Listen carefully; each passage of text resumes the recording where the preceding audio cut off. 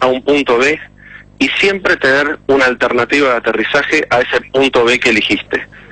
Este vuelo, Nelson, estaba considerado fatídico desde el inicio de este vuelo. Esta empresa, esta compañía, pensó en volar del punto A al punto B con todo el combustible que a esta aeronave le alcanza. Esta aeronave, como te digo, al ser una aeronave con una ala alta, que vuela lento comparado con otras aeronaves, y para poder aterrizar y despegar en pistas cortas, tiene que ser una aeronave que tenga poco peso de combustible. Y efectivamente es una aeronave que tiene una carga máxima de combustible de 10 toneladas. Y el consumo por hora de esta aeronave es de 2,5 toneladas, lo que te da tranquilamente el cálculo de que esta aeronave vuela como mucho 4 horas de vuelo, Nelson. Ahora, Ezequiel, la verdad que es impactante esto que vos contás, digo, que parece tan simple y que cualquier piloto, directivo de una empresa, como era quien comandaba este avión, o inclusive las autoridades que autorizaron este plan de vuelo, deberían conocerlo. ¿Qué entendés vos que pasó? Si tenés que hacer, digamos, un punteo de los errores que se cometieron en este vuelo que llevaron a la tragedia final, desde tu conocimiento como piloto y como además vendedor de este tipo de charters, ¿qué podés decirnos? Y acá empieza a correr un poco la codicia y las ganas de ganar plata, Paula. Aún a costa de su propia vida, porque quien manejaba era quien está planteando esta situación, ¿no? De ganar plata. Efectivamente. Ten en cuenta que estos vuelos se contratan con consultas de precio, como si fuese un remate, y muchas veces sale ganador el que menor precio oferta. Se tiene que empezar a rever mucho que no solamente el valor de un vuelo es lo que haga que cualquier tipo de compañía opte por ello, ¿no? Te vuelvo a repetir, esta es una aeronave fantástica. Si analizás su historial, es una aeronave que los pocos accidentes que tiene en todo el mundo están causados por errores humanos. Vos decís, Ezequiel, entonces que, digamos, uno de los primeros errores es el cálculo del combustible.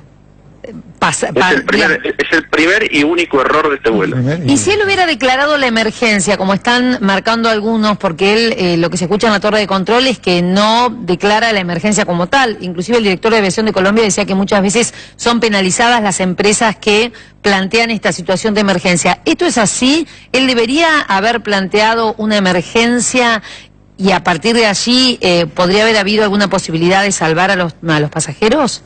Afirmativo, Paula. Existe un procedimiento que se llama Mayday para todo tipo de emergencia de vuelo.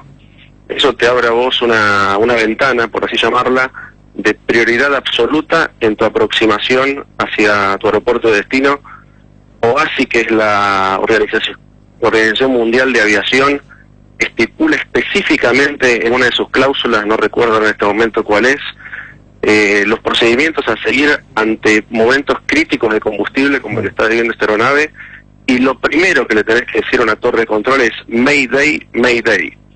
La palabra Mayday te abre a vos prioridad absoluta de operaciones, como ocurre cuando haces un vuelo, por ejemplo, sanitario. Los vuelos sanitarios que vuelan en Argentina de manera diaria tienen su prioridad absoluta, no en estado de emergencia, sino en estado de prioridad de aterrizar en todos los aeropuertos argentinos, y todos los aviones de línea aérea tienen que darle prioridad a ese vuelo. Con una situación de Mayday, esa prioridad es exactamente la misma. En este caso no ocurrió según lo que hasta ahora está hoy. Según hasta ahora lo que estamos viendo en los audios que están circulando por las redes sociales y que ustedes también cuentan con ellos. Correcto. Sí, Nicolás. Ezequiel, buenas tardes. Nicolás Injar soy. Nicolás, ¿tenías conocimiento de esta empresa previamente? No la conocíamos porque no opera mucho en esta región. Esta aeronave es una aeronave ideal para este tipo de comitivas, porque en la región no hay aviones de tan pocos pasajeros y que sean tan económicos en su operación. En Argentina, por ejemplo, contamos con las aeronaves de las líneas aéreas que conocemos, y quien opera muy bien en condición de charter es una empresa que vuela hoy aviones MD, McDonnell Douglas, pero que tienen capacidad para 180 pasajeros. Muchas veces estos aviones quedan demasiado grandes para este tipo de transportes, y se terminan optando por aeronaves como esta inglesa, que, como te vuelvo a reiterar, tiene una historia intachable. Ahora, es muy impresionante lo que contás de Ezequiel, porque nosotros aquí pasamos los 6 minutos finales de la tragedia.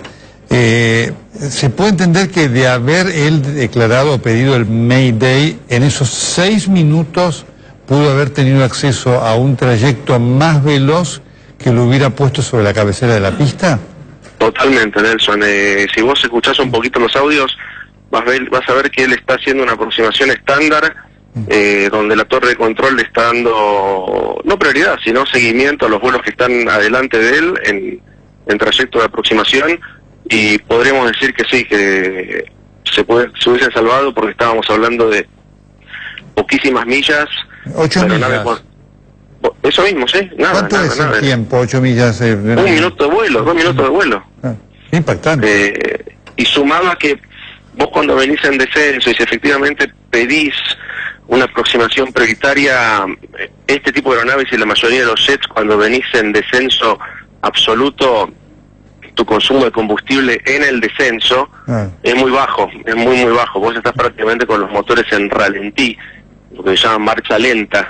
Estos aviones vuelan muy bien. La mayoría de los jets, uno se cree que cuando se les apagan los motores se caen como un piano, y no es así. Los aviones planean mucho. Y el ejemplo de todo esto lo tenemos en el accidente del avión del Hudson. Claro. Ese avión se quedó sin los motores, Nelson, y planeó y en un vuelo controlado ese piloto lo acuatizó en el río Hudson. Ezequiel, ¿Por qué? Porque sí.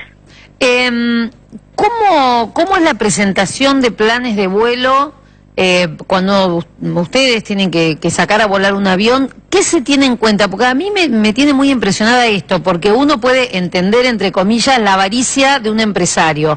Ahora, para eso está el Estado, en este caso el Estado boliviano, para controlar y para asegurar a quienes usan un avión. ¿Qué es lo que se pide habitualmente como normativa internacional para que un avión charter pueda volar? Para un vuelo internacional vos tenés que, como controlador, analizar las licencias y los psicofísicos de los pilotos, que los psicofísicos estén al día. Tu plan de vuelo indica diversas informaciones básicas. ¿Para qué sirve un plan de vuelo? Tenemos unos 30 segundos para entender qué es un plan de vuelo. Un plan de vuelo le indica a una torre de control y a todas las torres de control por donde va a pasar esa nave cuál es el origen y el destino y la altitud que va a tener ese vuelo. Muchas veces las altitudes se coordinan con los controladores de vuelo, porque los aviones no vuelan solos. Acá en Argentina volamos pocos aviones, pero si te vas a Estados Unidos, tenés en cuenta que solamente una línea aérea americana tiene 6.000 vuelos diarios, una sola. ¿Saben ustedes en Estados Unidos cuánto se consume de combustible en millones de dólares en esperas en el aire? No, ¿cuánto? 1.500 millones de dólares solamente en esperas en el aire se consume de combustible.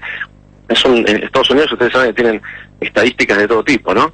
Claro. Bueno, una de las estadísticas aeronáuticas que a uno les gusta leer y escuchar hablan del consumo de combustible en el aire. Bueno, eso les da la pauta a ustedes de la densidad de aeronaves que vuelan en el territorio americano. Importante esto, Ezequiel, a propósito de la pregunta de Paula, porque entonces la pregunta es, cuando sale un avión, ¿no?, y se autoriza, y el avión dice va del punto A al punto B, ¿qué carga extra tiene que tener que le asegure efectivamente tanto la necesidad de una espera como la necesidad por mal tiempo de derivarse a otro aeropuerto alternativo? ¿Esto está especificado? ¿Cuál es el porcentaje con el cual debe llegar a destino, porcentaje de sobra para enfrentar estas alternativas? Sí, Nelson, vamos a hablar de Argentina para que nos ubiquemos geográficamente. Vos presentás un plan de vuelo para volar de Aeroparque a Córdoba. Tu plan de vuelo va a ser simplemente ese, pero vos como piloto, como comandante en mando de la nave, tenés que tener en cuenta que tenés que llegar de Buenos Aires a Córdoba, tener por lo menos 15 minutos de espera de combustible en ese destino, por si el aeropuerto está cerrado, tener combustible suficiente para irte a una alternativa, que en este caso podría ser Rosario, y tener otros 45 más minutos de combustible dentro de tus tanques de combustible. Ese es más o menos el número que tenés que tener en cuenta para todo tipo de vuelo. Por ejemplo, te vas más lejos, te vas a Río de Janeiro con tu aeronave, tenés que tener en cuenta que cuando llegás a Río de Janeiro tenés que tener combustible suficiente para irte a San Pablo, a Belo Horizonte, y además de eso, tener más combustible para esperar ahí 45 minutos más. ¿Por qué en este caso no podías? Este vuelo está considerado fatídico desde el vamos, porque se despegó con el combustible total de esta aeronave. Que Medellín estaba cerrado. Si estaba cerrado ese aeropuerto, se mataban todos del mismo modo, Nelson. Porque no llegaban ni a Bogotá, no llegaban ni al próximo puente. ¿Por qué? Porque no tenían combustible para llegar a ninguna alternativa. Ahora, pero Ezequiel, esto cuando se autoriza el vuelo, ¿no se evalúa si esa nave está en condiciones de realizar ese vuelo o se da por hecho de que sí? Se tiene que evaluar, las autoridades tendrían que evaluarla, claro que sí. Diciéndole, señores, usted está volando un avión que vuela 4 horas y media. ¿Dónde va a ir claro, si no llega a ese destino después de 4 horas y media de vuelo? O sea que en este caso, Ezequiel, hay una responsabilidad tan importante y tan fuerte por parte de las autoridades en Bolivia como el propio piloto. Yo diría que sí, chicos. Yo diría que sí, que las autoridades tienen que, si no existe hoy en día un parámetro, un padrón a seguir, tendrían que evaluarlo seriamente. Hoy las herramientas informáticas son interminables y cuando uno declara que va a volar X tipo de aeronave, que sabemos que tiene X cantidad de autonomía, saber que ese avión, en este caso a Medellín, nunca iba a llegar y que tendría que obligadamente hacer un aterrizaje alternativo. Un ejemplo breve, para el Mundial de Fútbol, este mismo tipo de aeronave voló de Santiago de Chile a diversas capitales brasileñas. En la mayoría de los casos, el operador chileno hizo una escala previa. Siempre. Por ejemplo, nunca voló directo a Brasilia.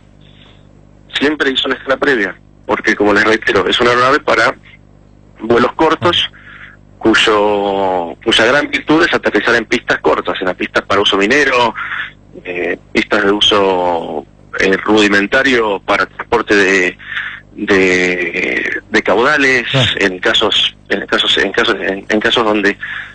donde no hay pistas largas. El avión es maravilloso, yo adoraría poder volarlo porque es un avión re lindo de volar y muy fácil de volar.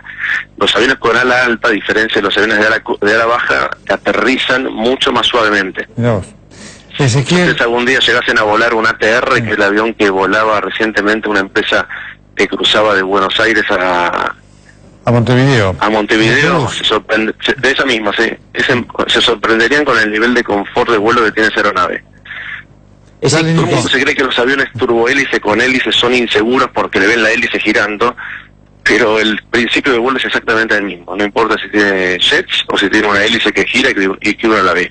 Ezequiel, a propósito de lo que vos recién venías evaluando de lo que es la carga de combustible y la distancia que hizo este vuelo, por supuesto que entre otras cosas nos alarmamos cuando supimos que este mismo vuelo, o este mismo avión mejor dicho, había tomado la selección argentina en el destino Belo Horizonte-Buenos Aires. No conozco la distancia de Belo Horizonte-Buenos Aires. ¿Este avión estaba capacitado para hacer ese destino, ese trayecto? Sin problema. Sin problema. Para ese destino, sin problema. Estamos hablando de Belo Horizonte a Buenos Aires, son unas 2 horas 45 de vuelo. Es una distancia que tranquilamente, llegando a Buenos Aires, tenían la alternativa de Montevideo, tenían la alternativa de Rosario, inclusive llegaban a la alternativa de Córdoba, si por X motivo Buenos Aires estaba cerrado. Les reitero, muchachos, cuando se vuela siempre con alternativas, no se vuela de un punto A a un punto B, sin saber dónde vas a aterrizar, si ese aeropuerto está cerrado, porque siempre puede pasar que un aeropuerto esté cerrado. Los accidentes ocurren, se despista un avión y queda el avión tirado en medio de la pista y el aeropuerto lo cierran y vos te tenés que ir a otro lado y ya despegaste, ya estás en camino. Uno se entera de eso cuando está en vuelo, ¿no? Muchísimas gracias. Nos has ayudado a comprender la raíz de esta tragedia que efectivamente no fue un accidente. Muchas gracias. Un gusto saludarte, Nelson. Paula, por favor.